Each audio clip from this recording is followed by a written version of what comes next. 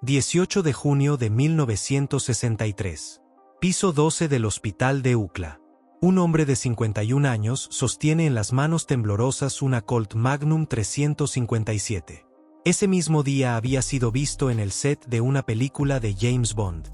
Una semana antes, estaba filmando una escena de acción. Pero en realidad, Pedro Armendáriz ya estaba muriendo. Lo que nadie sabía era que su historia no era solo la de un actor brillante, sino la de un hombre atrapado entre dos destinos irrevocables: el éxito de Hollywood y una maldición que nacería en el desierto de Nevada. Pedro Armendáriz García vino al mundo el 9 de mayo de 1912 en la Ciudad de México. Su padre, Pedro Armendáriz García Conde, era abogado mexicano. Su madre, Adela Hastings, era una mujer estadounidense de Filadelfia. Desde el principio, Pedro heredaría dos mundos: la dignidad del México revolucionario y la ambición de la América expansionista. La infancia de Pedro transcurrió entre aulas de élite. Sus padres lo inscribieron en prestigiosas escuelas. Nunca imaginaron que su hijo rechazaría la seguridad de la carrera en ingeniería para perseguir las luces de escena. En California completó sus estudios de ingeniería. Pero mientras otros construían puentes y edificios, Pedro construía sueños. Su primer trabajo no fue en cine. Fue como guía de turistas en Los Ángeles. Luego, como periodista en México. Escribía sobre lo que veía, observaba al mundo con la intensidad del narrador. A mediados de los 30, la pantalla lo llamaba. En 1935 debutó en María Elena, una película menor que pasaría desapercibida. Pero Pedro no sería un actor más. Lo que lo hacía diferente era evidente desde el primer fotograma. Poseía la presencia de un hombre que había vivido, que conocía la complejidad humana. No recitaba diálogos. Los encarnaba. Su voz profunda, su mirada penetrante, su cuerpo que se movía con la dignidad de un guerrero. Los directores lo notaron. Los directores lo querían. Para 1939, Pedro ya era reconocido en el medio mexicano. Ese año, el 19 de junio, se casó con Carmelita Bor, una actriz mexicana. El matrimonio fue celebrado como una unión de dos talentos. Tendrían dos hijos, Pedro Jr. en 1940 y Carmen después. Parecía que su vida marchaba hacia la felicidad predecible de los hombres de éxito. Pero el destino tenía otros planes. Lo que sucedería en los próximos 3 años lo convertiría en una leyenda viviente, en un ícono del cine mundial. Pero también lo sellaría para siempre. En 1943, Emilio "El Indio" Fernández llegó a su vida. Fernández no era simplemente un director. Era un genio del cine, un hombre que veía México no como una nación, sino como una tragedia griega eterna. Juntos, Fernández y Armendáriz crearían la mancuerna más poderosa del cine de oro mexicano.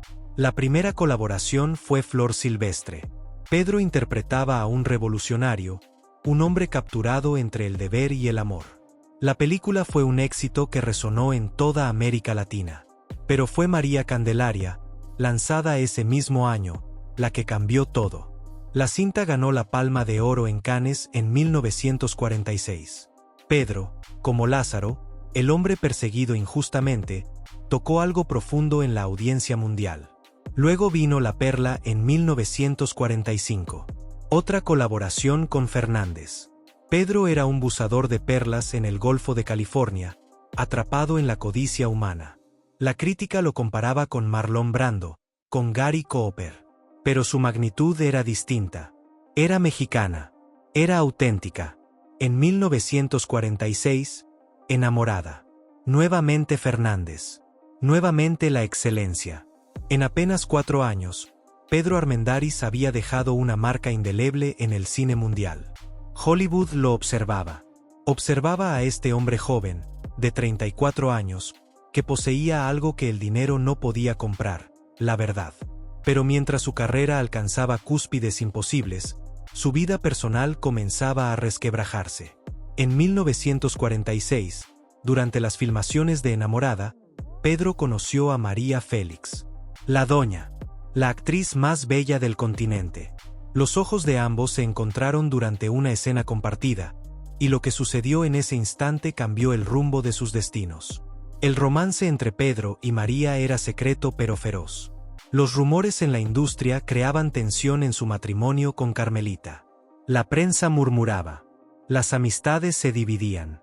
Carmelita sufría en silencio, manteniendo la compostura en público, mientras su matrimonio se desmoronaba en la sombra. Pero incluso en medio de esta tormenta personal, Pedro estaba a punto de recibir una oportunidad que lo llevaría a las alturas más altas de Hollywood. Y también lo cosecharía para siempre. En 1947, John Ford lo vio. El legendario director estadounidense necesitaba un actor con la presencia de Pedro para The Fugitive. Ford era un hombre que buscaba autenticidad en sus intérpretes, y Pedro lo poseía en abundancia. La película fue un éxito moderado, pero lo importante era que Pedro Armendáriz ahora era conocido en Hollywood. Ford volvió a llamarlo. En 1948, Ford Apache. Nuevamente, Pedro brilló. Ya no era un actor mexicano admirable. Era un actor de proyección mundial. Su nombre comenzaba a aparecer en los mismos carteles que John Wayne, Henry Fonda y los titanes del cine estadounidense. Durante estos años, Pedro seguía trabajando en México. En 1950, El Hijo del Pueblo. En 1951, La Bravía. Sus películas mexicanas mantenían su conexión con su público originario, mientras sus trabajos en Hollywood le abrían nuevas puertas. Era el puente perfecto entre dos mundos. Su matrimonio con Carmelita, aunque deteriorado, se mantenía en pie. Los rumores sobre María Félix habían disminuido. Pedro intentaba ser un hombre dividido que buscaba equilibrio. Padre de familia, amante de su país, astro internacional. En 1956 llegó la oferta que parecía soñada. The Kankere, una épica de Hollywood, filmada en St. George, Utah, cerca de la frontera con Nevada. Pedro sería Jamuga, el líder tártaro rival de Gengis Khan. El rol era secundario pero significativo.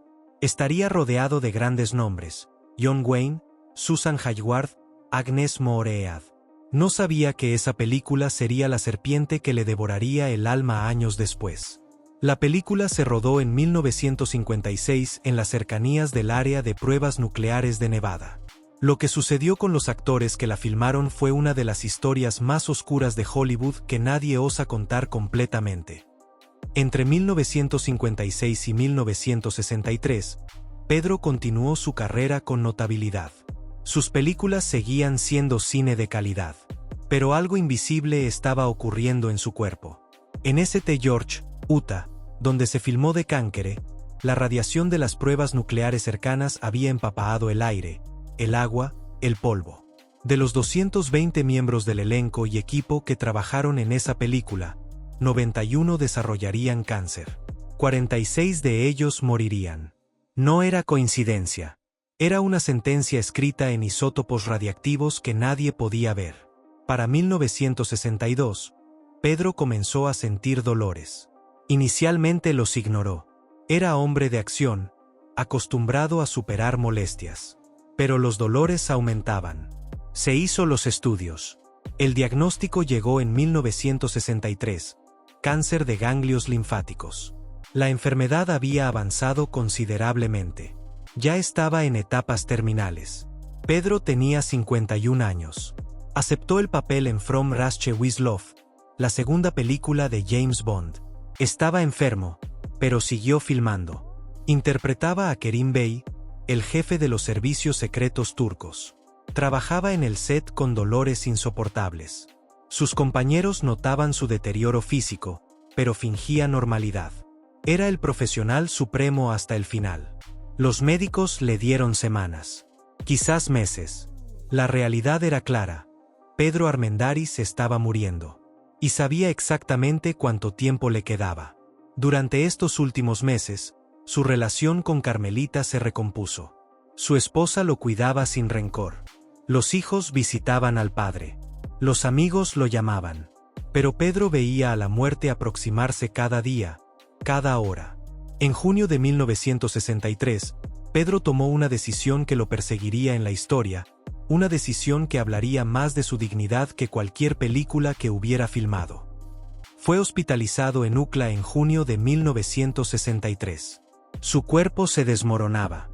El cáncer había consumido sus fuerzas. Las noches eran largas, llenas de dolor que la morfina apenas podía aliviar. Durante el día, visitantes llegaban ocasionalmente. Colegas que deseaban despedirse del maestro. Amigos que querían verlo por última vez. En uno de esos días, el cantante mexicano Miguel Aceves Mejía visitó a Pedro. Era uno de sus amigos cercanos. Aceves Mejía llevaba consigo un regalo, una Colt Magnum 357. La introdujo de contrabando en el hospital. Sabía lo que Pedro necesitaba. Sabía que su amigo, el gigante del cine mexicano, no quería desaparecer lentamente en una cama de hospital. Pedro mantuvo el arma en su habitación. Carmelita no sabía de su existencia. Los doctores tampoco. Durante los últimos días de junio, Pedro supo que solo le quedaban horas. El dolor era absoluto. La dignidad que lo había caracterizado durante su vida estaba siendo destrozada por una enfermedad que no respetaba grandeza ni talento ni sacrificio. Carmelita estuvo con él durante la mayor parte. La muerte de su marido había dejado de ser una abstracción. Era inmediatamente cercana. Se podía tocar. Se podía oler. Lo que sucedería en las próximas horas cambiaría como el mundo recordaría a Pedro Armendáriz. No como el actor que fue, sino como el hombre que eligió su propio final. 18 de junio de 1963. Era miércoles. Piso 12 del hospital de UCLA. Carmelita estaba en la habitación. Pedro le pidió que saliera momentáneamente. Le dijo que necesitaba descansar. Ella obedeció. Cuando quedó solo, Pedro Armendáriz sacó la Colt Magnum 357 de donde la había escondido. La sostuvo con las manos que habían gesturado en 100 películas. Las mismas manos que habían abrazado a actrices legendarias, que habían empuñado sables y pistolas en pantalla. Ahora, en la realidad, las manos temblaban. Se llevó el arma a la cabeza. El disparo fue silenciado por una almohada que colocó estratégicamente. O eso dicen los reportes. Cuando Carmelita volvió a la habitación, encontró a su marido inmóvil. Los médicos fueron llamados.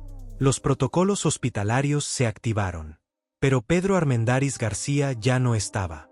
Había partido de la manera que él eligió, en el momento en que él decidió. La prensa norteamericana manejó la noticia con discreción. Fue reportado como un suicidio por razones de salud. Un hombre terminal que no deseaba sufrir. La prensa mexicana fue más emotiva. Muere el gigante del cine mexicano, dijeron los titulares.